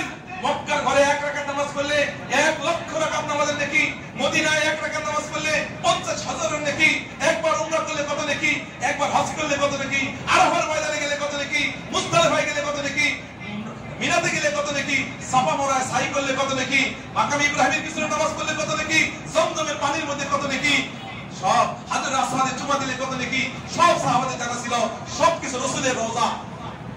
আমার উস্তাদের থেকে আমি সরাসরি শুনেছি, দারুল দেওবন্দের আমার উস্তাদ ঘটনা বয়ান করছেন, উস্তাদের ঘটনা বলতেছিলেন। তার হযরত ওই সময় আজ থেকে 200 বছর আগে মক্কা মদিনার অবস্থা বড় খারাপ ছিল, দুর্ভিক্ষ ছিল, না খেয়ে থাকতো। বলে হিজাজের হিন্দি এক কাফেলা, হিন্দুস্তানের এক কাফেলা হজ করতে গিয়ে মদিনাতে গেছে। মদিনায় রাসূলের রওজা জিয়ারত করে একটু পাশে এসে যে বাড়ির থেকে যে খাবার দাবার গুলো নিয়ে গেছিল, হিন্দুস্তানি যে খাবারগুলো ড্রাই খাবার, ঘরে ওইগুলো বসে বসে খাচ্ছে। তো ছোট একটা মদিনার ছেলে হেঁটে হেঁটে যাচ্ছে, চেহারা মলিন। এই হাজিদের কাফেলা, এই হিন্দুস্তানের কাফেলা ডাকতেছে, বেটা আসো আমাদের সাথে কিছু খাও। ইন্ডিয়া থেকে লাড়ু টাড়ু বিভিন্ন ধরনের খাবার আছে না, ঘরে বানায় বিভিন্ন কেক টেক, বলে এগুলো নিয়ে গেছে, রুটি মুটি বিভিন্ন ভালো ভালো কিছু। তো ওই বাচ্চা বসে বসে খাচ্ছে। হঠাৎ করে এক সাথী বলতেছে ইন্ডিয়ার, যে বেটা আমাদের দেশে এর থেকে আরো ভালো ভালো খাবার আছে, তুমি যাবা নাকি আমাদের দেশে? ছোট মানুষ তো ভালো বলা বলা খাওয়া যাবো, ঠিক আছে যাবো। ছোট মানুষটা অবুঝ, খাবার দাবার পাইছে, হ্যাঁ যাবো আপনাদের দেশে। কি আছে আপনাদের দেশে? ফল আছে, এই আছে, সে আছে, খাবার আছে, দাবার সব কিছু আছে। সব কিছু বলে জবাব তৈরি হয়েছে। একটু পরেই বলতেছে, চাচা আপনাদের দেশে তো সব আছে বুঝছি, কিন্তু আপনাদের দেশে কি এই যে এই রওজা শরীফ আছে, এই যে রসুলের রওজা আছে আপনাদের দেশে? তো বলে না বাবা আমাদের দেশে রসুল নাই, রসুলের রওজা নাই। ওই বালক বলছে না না চাচা, আমি ওই হিন্দুস্তানে যাব না, যেই দেশে রসুলের রওজা নাই সেই দেশে আমি যেতে পারবো না। মেরে দোস্ত, সাহাবাদের কাছে রসুলের রওজা সবথেকে প্রিয় ছিল। রসুলের হায়াতে রসুলের চেহারা সবথেকে প্রিয়। আমাদের উস্তাদ মিশকাত শরীফ পড়ানোর সময় কাঁদতেছিলেন, সমস্ত ছাত্ররা যারা যারা কাঁদতেছিলেন, হযরত মুআজ রাদিয়াল্লাহু তাআলা আনহু, যিনি ফকিহ হাযিল উম্মাহ, আফকান নাস বিল হালাল ওয়াল হারাম, এই উম্মতের সবথেকে বড় মুফতি সাহাবী মুআজ ইবনে জাবাল রাদিয়াল্লাহু তাআলা আনহু 33 বছর বয়সে উনি ইন্তেকাল করছেন সেই জর্দানে। আমি ওনার কবরে গেছি জর্দানে, ওনার কবরে যে ওনার মানাকিব পড়তেছিলাম, আর সব কথা মনে পড়তেছিল রাসূলের জামানার কথা। হুজুর সাল্লাল্লাহু আলাইহি ওয়াসাল্লাম তাকে ইয়ামানের গভর্নর করে, মুআল্লিম করে, মুবাল্লিগ করে তাবলীগের জন্য 1 সালের জন্য পাঠাচ্ছি। মুআজ রাদিয়াল্লাহু তাআলা উঠে লাগাম ধরে মদিনা থেকে যখন বিদায় করতেছিলেন, বিদায় দেওয়ার সময় রাসূল বলতেছিলেন, আমার উম্মতের সবথেকে বড় মুফতিকে আমি আজকে 1 সালের জন্য, 1 বছরের জন্য ইয়ামান পাঠাচ্ছি মুআল্লিম হিসেবে, ওই ওখানে তাবলীগের গলা হিসেবে দাওয়াতের মেহনত দিয়ে পাঠাচ্ছি। মুআজকে বললে মুআজ তো খুশি যাচ্ছে, রাসূল পাঠাচ্ছে। শেষ কথা যেটা ছিল হুজুরের, মুআজ হইতে পারে তুমি ইয়ামান থেকে ফিরে এসে মদিনাতে আমাকে আর পাবা না। এই কথা বলার সাথে সাথেই মুআজ রাজা হিসকে মেরে কাঁদতেছিলেন, জারে কাঁদতেছিলেন। রাসূল নিজের কান্না থামাইতে পারতেছিলেন না, রাসূল নিজেও কাঁদতেছিলেন।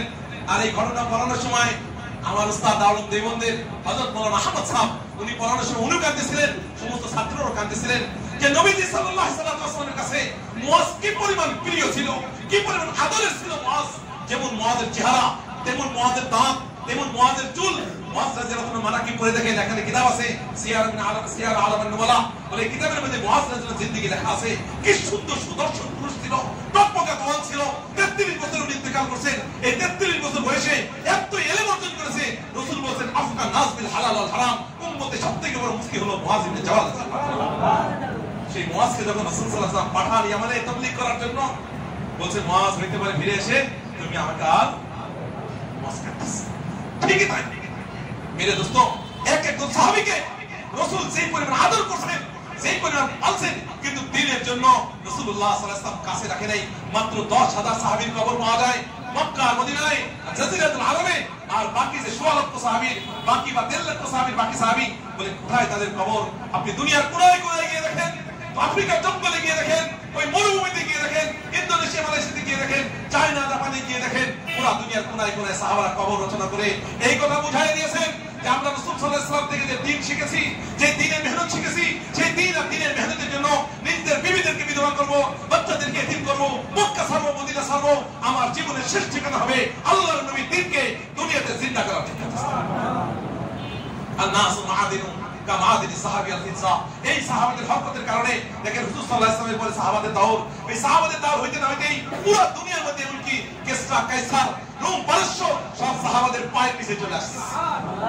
এক মেহনতের নাম দাওয়াত ও তাবলীগ, এক মেহনতের নাম দাওয়াত ও তাবলীগ, এক কুরবানির নাম দাওয়াত ও তাবলীগ, জান মালের বাজি লাগানোর নাম দাওয়াত ও তাবলীগ, বিবিদেরকে বিধবা করার নাম দাওয়াত ও তাবলীগ, বাচ্চাদেরকে এতিম করার নাম দাওয়াত ও তাবলীগ, ঘর বেচে, বাড়ি বেচে, জায়গা বেচে, গাছ বেচে, গরু বেচে আল্লাহর দ্বীনকে জিন্দা করার নাম হলো দাওয়াত ও তাবলীগের নাম।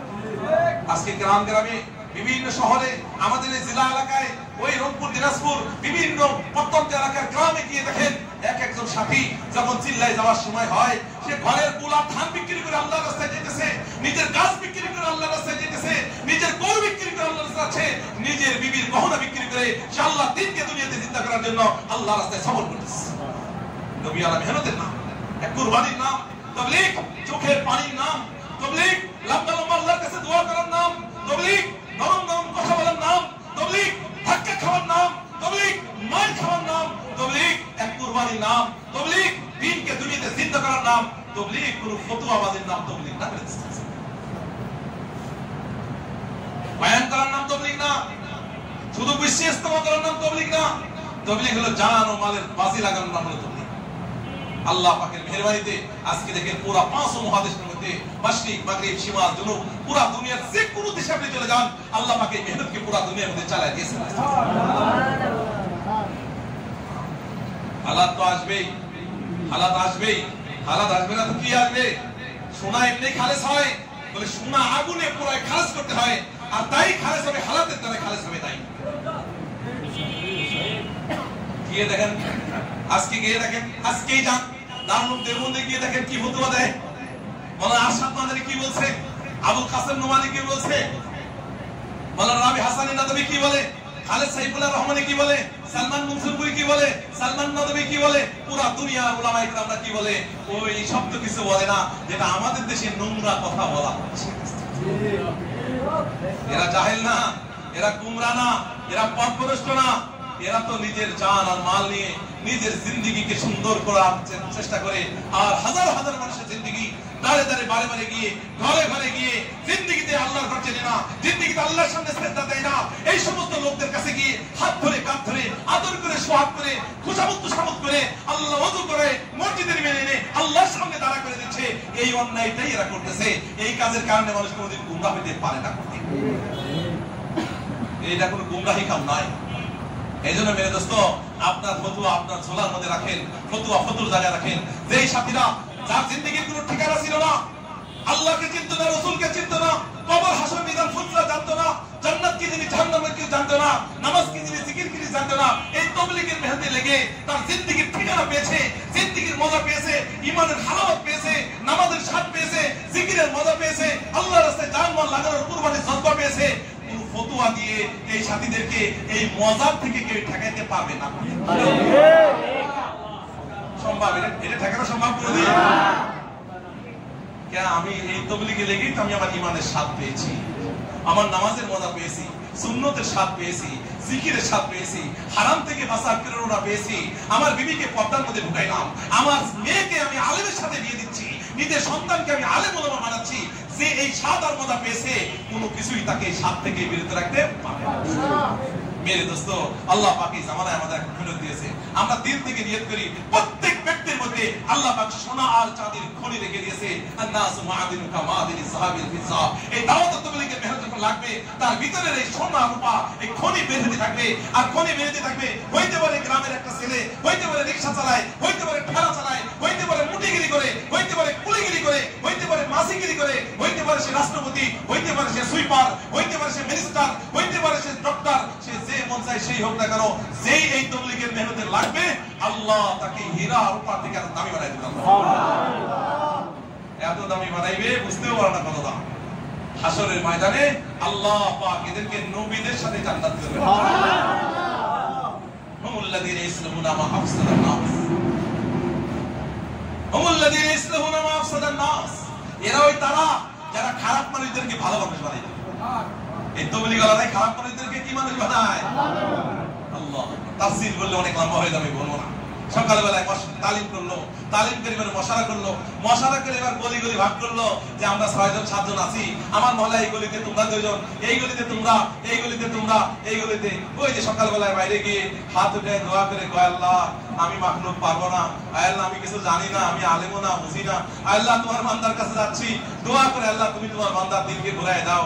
আল্লাহর দিন মোতাজ হয়ে 2 রাকাত নামাজ করে দোয়া করে ওই যে এই বাড়িতে যায়, ওই বাড়িতে যায়, ওই ঘরে যায়, ওই ঘরে খন্ডক মারে, ওই ঘরে দস্তক মারে, ওই ঘরে খটখটায়, আস্তে করে একটা বাইরে একবারে আসে না, 10 বার আসে না, মাসকে মাস মেহনত করে, 2 মাস 5 মাস মেহনত করে একটা লোককে সুন্দর এবার তৈরি হয়। আর বলে আর কতকাল এই তাবলীগওয়ালাদেরকে ঘোরাবো, যা আছে কপালে চলি আজকে তোমার সাথে যাবো।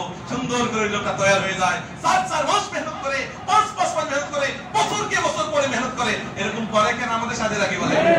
একটা সাথীর পিছনে বছরকে বছর মেহনত করে ওই সাথী কাছে করে ঘর থেকে বের হয়ে, কারণ সে তো দোয়া করছে, তার দিল থেকে দোয়া করছে, তার জন্য কাঁদছে, তার জন্য সদকা করেছে, তার জন্য নফল রোজা রেখে আল্লাহর কাছে দোয়া করছে।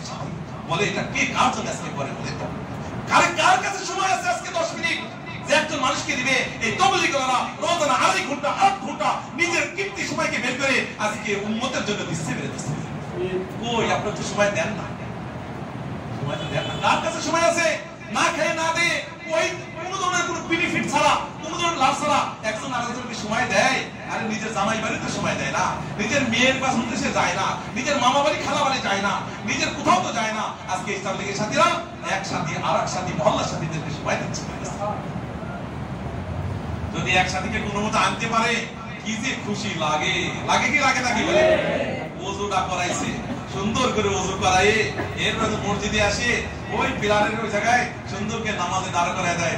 বলেন আমারই যদি খুশি লাগে যে আমার মহল্লার এই সৈয়দ আলী, আমার মহল্লার আব্দুর রহিম ও মাসকে মাস বছরকে বছর নামাজে আসে না, আপনি যদি কায়দা বায়দা করে চলে বলে বলে বসলে মিঠা মিঠা মিষ্টি মিষ্টি নরম নরম কথা বলে এলে ওযু করে নামাজে দাঁড়ায় করেন, ভালো লাগে কি লাগে না?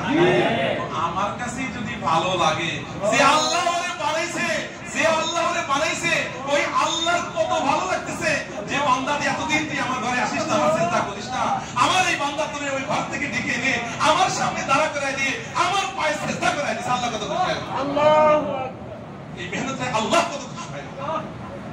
এবার তার নামাজ পড়ে সুন্দর করে এবার তালিমের চলতেছিল, দাওয়াত তালিম ইস্তেকবাল, এবার তাকে তালিমের হালকায় বসায়। রাসূল সাল্লাল্লাহু আলাইহি ওয়াসাল্লাম ইরশাদ করেন, যখন পুরো আল্লাহর ঘরে তালিমের হালকা কায়েম হয়, বাইতুল্লাহ কোন ঘরে যখন কোন দর্স হয়, তাদরিস হয়, তালিম হয়, বাইরে আসার সাথে সাথে আল্লাহ পাকের রহমত সকিনা দিলের উপরে নাযিল হয়, সকিনা নাযিল হয়, রহমত নাযিল হয়, ফেরেশতারা ঘিরে রাখে। আল্লাহ এই লোকটা সকিনা রহমতের সাগরের মধ্যে বসে আছে এই জায়গার মধ্যে। আস্তে আস্তে তার দিলটা নরম হয়ে যায়, একবারে সকিনা নাযিল হচ্ছে দিলের উপরে। ওযু করছে, নামাজ পড়ছে, তালিমে হয়েছে, এবার একসাথে আলাদা করে বসাইয়ে তার ঈমানে কিনের কথা বলে, বলে কি বলে না কি বলে? এবার যখন ঈমানি কথা শুনে, আল্লাহ পাকের রুবুবিয়তের কথা, আল্লাহ পাকের রহমানিয়তের কথা, কখনো কবরের কথা, হাশরের কথা, জান্নাত জান্নাতের নিয়ামতের কথা, জাহান্নাম জাহান্নামের আযাবের কথা, এই ঈমানি কথা যখন শুনছে ওর তাওয়া গরম হয়েছে কি হয়েছে না? দিল স্টিম হয়ে গেছে। এবার ওই তাশকিল করে, ভাই এই মাসের শেষের দিকে আমরা 3 দিনের জামাতে যাব, যেখানে তালিম হবে, যেখানে ঈমানি কথা হবে, আপনি আমাদের সাথে চলেন। ও এমন একটা স্বাদ পাইছে, ওই যে ওযু করে এসে নামাজে দাঁড়াইলো, কারণ ওযু করার সাথে ওর হাতের গুনাহ মাফ হয়ে গেছে, শেষ রাতের সাথে চেহারার গুনাহ মাফ হয়ে গেছে, মাথার গুনাহ মাফ হয়ে গেছে, পার গুনাহ মাফ হয়ে গেছে, গুনাহমুক্ত হয়ে এবার নামাজে দাঁড়িয়ে আল্লাহর পায়ে সিজদা দিছে, আল্লাহর পায়ে সিজদা দিয়ে উঠে এবার আগা তালিমের হালকায় বসছে, রহমত সকিনা নাযিল হয়েছে, এবার ঈমানি কথা শুনছে, ঈমানি কথা শোনার পরে ওর দিলটা এবার তৈয়ার হয়ে গেছে, সুবহানাল্লাহ, আমি আপনার সাথে 3 দিনে যাব। ভাই কি হয় নাকি বলেন? বলেন যে এই জায়গার মধ্যে হাজার হাজার সাথী, পুরো দুনিয়াতে লক্ষ লক্ষ কোটি কোটি তাবলীগের সাথীরা এইভাবেই তো তৈরি হয়েছে নাকি বলেন? কোন মুফতি সাহেব গেছিলেন এতে তাশকিল করতে? কোন মুহাদ্দিস সাহেব গেছিলেন? কোন মুহতামিম সাহেব গেছিলেন? এই তবলীগওয়ালাদের বানাইছে। হ্যাঁ, শুনে নেন, আমি কথা বলছি, কান দিয়ে শোনেন ভালো করে, আর হককে বোঝার নিয়ে শোনেন, গায়মি তেরামিন নিয়ে শুনলে কাম হবে না। কেন? হককে বোঝার জন্য হক। এরপরে যখন 3 দিনের জামাত তয় হয়ে গেল, 4-5 জন নতুন সাথী আর 3-4 জন পুরান সাথী, এই 10 জনের জামাতে এবার 1 ঘন্টা হেদায়েতের কথা শুনছে। এই 8টা কাজ, এই কাজ করব, 4টা করব, 4টা কম করব, 4টা করব না, আমি কি মানবো, এই করব সেই করব, পুরো 1 ঘন্টা হেদায়েতের কথা শুনে মসজিদে এই করব এই করব।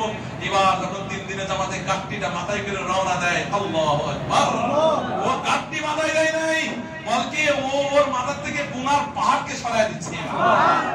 3 দিনের জামাতে গিয়ে যখন ওযুর সাথে মসজিদে থাকে, 4 ঘন্টা তালিম করে, 4 ঘন্টা দাওয়াত দেয়, 4 ঘন্টা ইবাদত করে, 4 ঘন্টা এরকম ভাবে সেরকম ভাবে খেদমত করে, আর ইনফরাদি আমল পুরা করে, ইস্তেমাই আমল পুরা করে, এলান শিখে, গাছের আদব শিখে, এই জায়গার মধ্যে যখন 6 নম্বর থেকে নামাজ শিখে, কালেমা শিখে, ইলম শিখে, জিকির শিখে, ইখলাস শিখে, আখলাক শিখে, এই কথা 3 দিন শিখে, খেদমত করা শিখে, ডাল পাকানো শিখে, শিখে কি শিখে নাকি বলে?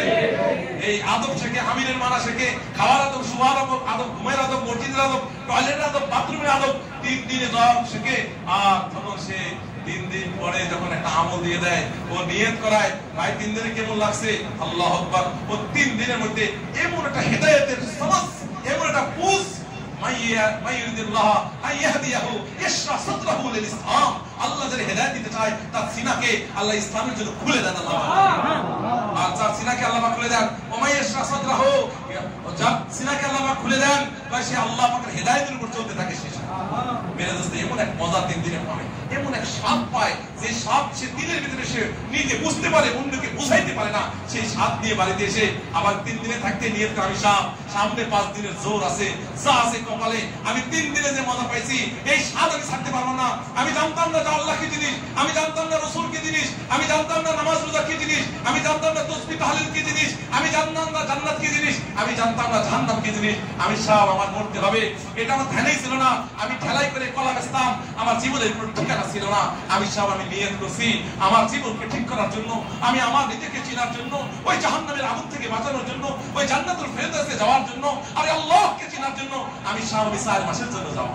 নিয়ত করে কিনা সাথীরা, নিয়ত করে কিনা? এবার সে এক চিল্লা দেয় মাশাআল্লাহ, দ্বিতীয় চিল্লা দেয় আরেক মাশাআল্লাহ, তৃতীয় চিল্লায় ওরা আমির বানায় দেয়, দেয় কি দেয় না? আর কান্নার ওরা ঠিকানা থাকে আল্লাহ আমি কিছুই জানি না। নতুন সাথী কেবল 3 চিল্লায় বেরিয়েছি, আর তৃতীয় চিল্লায় আবার আমির বানায় দিল কাকরাইল মসজিদ থেকে। এবার ডিজে চলে, সাথীদেরকে চলায়, আবার জামাতে অনেক সময় জামাতে সাথী হিসেবে আলেম ওলামা থাকে, থাকে কি থাকে না? আলেম সাহেবের জামাতে দিয়েছে মামুর বানায়, আর এই সাহেবের বানাইছে আমির বানায়। সুবহানাল্লাহ, ওকে আল্লাহ এত বড় আলেম, এত সুন্দর হাজী সাহেব, এই যে ডাক্তার সাহেব, প্রফেসর সাহেব, আর আমি হলো ঠেলাওয়ালা সাহেব, আমারে বানা দিছে আমির, আমি কিছুই জানি না। ইতিতে কাঁদতে কাঁদতে শেষ, আবার এর খুশামত করে ওর খুশামত করে, ইসলামী আমলে জোড়ায়, ইনফাদে আমলে জোড়ায়, আবার হাত উঠায় কান্না শুরু করে। এমন জিন্দেগি সিলসিলায় বনি আসে যখন কাকরাইলে ফেরত এসে অফিসি কথা শুনে এরকম করতে হবে, এরকম চলতে হবে, বিবির সাথে আপনি চলা লাগে, বাচ্চার সাথে আপনি চলা লাগে, প্রতিবেশীর সাথে আপনি চলা লাগে, এলাকায় গিয়ে 5 কাম মসজিদ আমাদের মেহনত এমনি করা লাগে। পুরো কথা শুনে যখন বাড়িতে আসে, আর রাত্রির বেলায় যখন বিছনায় ঘুমাইতে যায়, হাওমা করে কাঁদে, বিবি সামনে সামনে বসা, আল্লাহ কি হয়েছে, তুমি কি হয়ে আইলা? ছেলেরা তো একটু আনইজি ফিল করে, আব্বা না কি অবস্থায় গেছিল, চাচা অবস্থায়, এখন দেখি চাচা হয়ে আসছে। আব্বা চাচা গেছিল না, চাচা ছিল, চাচা এখন চাচা হয়ে আসছে। কি রে ভাই, আব্বা এই চাচা হয়ে আসছে? হ্যাঁ, আগে তো চাচা ছিল, এখন চাচা। তো এই আবার ছেলেও আসতে ভয় পায়, মা এই বিবিকে কি লোক পাঠাইলাম, এই যে সুপার টোপা গাইতে কেমনে কি হয়ে আইছে, এই একা যে পরে রাত্রে শুইতে যায়, আর চোখের করে পানি আর হিসকে করে কাঁদে। 4টা মাস আল্লাহর ঘরে ছিলাম। কার ঘরে ছিল? আল্লাহর ঘরে ছিলাম। 4টা রাত আল্লাহর ঘরে কাটাইছি, ওযুর সাথে ঘুমাইতাম, তাহাজ্জুদ পড়তাম, 4 মাস তালিম করছি, 4 মাস দাওয়াত দিছি, 4 মাস কত ইমানি কথা শুনছি। কি এক নূর ছিল আমার জিন্দেগিতে। এখন ঘরে আসলাম, শুনছি বিবি তোমার উপর আমার অনেক হক আছে, আমার উপর তোমার হক আছে। আমি শুনছি তো বিবি মানুষ, মহিলারা দিল নরম, কি হয়েছে কও? ভাই শুনছি আমার জীবনে এরকম, তুমি আমার জানো, আমার জিন্দেগির সব কথা তোমার জানা আছে, আমার জীবনের কোনো ঠিকানা ছিল না, চলো আমাকেও জাহান্নাম থেকে বাঁচতে হবে। কু আনফুসাকুম ওয়া আহলিকুম নারা, বিবি তোমাকেও তো আমার বাচ্চাকেও তো জাহান্নাম থেকে বাঁচাইতে হবে। এবার বিবি কয় আহা তুমি যা করবে তাই শুনবো। তাহলে তুমি নিয়ত করো মুস্তাদ 6 মাসে 3 দিনে জামাতে যাওয়া। বিবি তুমি নিয়ত করো, আর বেপরদায় তুমি ঘুরবা না। বিবি নিয়ত করো পরপুরুষের সাথে তুমি দেখা করবা না। বিবি এই আমার জিন্দেগি, এই সাদা বাটা যাই পাবো তাই খাবো, আলু ভর্তা চাটনি দিয়ে ভাত খাবো। বিবি এই কোরমা পোলাও আন্ডা কোপ্তা নাহারি বিরিয়ানি আমার দেওয়ার আর শক্তি নাই, কারণ আমি আর হারাম কামাই করতে পারবো না। বিবি আমার ঘরে এই ফার্নিচার, সোফা, কালিন, কার্পেট এগুলো আমি কিনতে পারবো না, কারণ আমার প্রতি বছর 4 মাস আল্লাহর রাস্তায় সফর করতে হবে। আস্তে করে বিবি কয় তোমার সোফা ফার্নিচার লাগবে না, তোমার কালিন কার্পেট লাগবে না, তোমার দামি দামি খাবার দাবার লাগবে না, ইনশাআল্লাহ তুমি যে রাস্তায় হাঁটো আমিও তোমার রাস্তায় হাঁটতে থাকবো ইনশাআল্লাহ। হয় কি হয় না কি বলে? এই তবলিগের সাথীরাই তাদের বিবিকে খাস পর্দার মধ্যে করে। এবার দুইজন মিলে তৈয়ার, হুজুর সাল্লাল্লাহু আলাইহি ওয়াসাল্লাম যেমন খাদিজাকে তৈয়ার করেছিলেন, এবার তার বিবি তৈয়ার হয়েছে। তা তো ঠিক আছে, পাশে যে ছেলেটা 7 বছর ঘুমায় রয়েছে, ওকে আর A B C D, a cat, a dog, a rat, একটা কুত্তা, একটা বিড়াল, একটা ইঁদুর, এটা আর পড়াবো না। আমি শুনছি যে ব্যক্তি তার ছেলেকে নাজিরা পড়ায় আল্লাহ পাপ মাফ, পিছনের গুনাহ মাফ করে দেয়। যে ব্যক্তি ছেলেকে হাফেজ বানায় আল্লাহ মাফ করে, এত নূরের তাজ পরায় দেয়, আর খানদারে 10 জনকে সে জাহান্নাম থেকে সুপারিশ করে জান্নাতে নিয়ে চলে যায়। আর যদি আলেম বানায় বাইনাহু ওয়া বাইনান নবিয়িনা দারাজাতান ওয়াহিদা ফিল জান্নাহ, বলে যে কে আলেম বানাইলো তাই বানাইলো, বলে যে সেই আলেম আর নবীর মাঝখানে জান্নাতে একটা দরজা পার্থক্য থাকবে বলে। এইজন্য বিবেকে হওয়ার দরকার নাই, কালকেই হুজুরের মানসায় বদলি করে দেব। সুবহানাল্লাহ। তো নিজে দিনদার হলো, বিবিকে পর্দায় দিনদার বানাইলো, নিজে ছেলেকে আলেম হাফেজ বানাইলো, এই লোকটাকে আমরা আপনি জাহেল করবেন নাকি? জাহেল এখনো আছে। এই জন্য মেরে বুঝতে পারি বুজুর্গ, আল্লাহ পাক এই জামানায় এক কাম দিয়েছেন, দাওয়াত তাবলীগের মেহনত, নিজের জিন্দেগি বানবে, নিজের বিবিদের জিন্দেগি বানবে, নিজের বাচ্চার জিন্দেগি বানবে, নিজের সবকিছু বন্ধে থাকবে। দোস্ত বুজুর্গ, নিজের মেহনতে হাজার হাজার মানুষের জিন্দেগি বানবে, নিজের মেহনতে ইউরোপ আমেরিকাতে দিন জিনতে হবে, অস্ট্রেলিয়াতে জিনতে হবে, চাঁদের দেশে দিন জিনতে হবে, পুরা দুনিয়াতে দিন দিতে হবে। সেই জিন্দা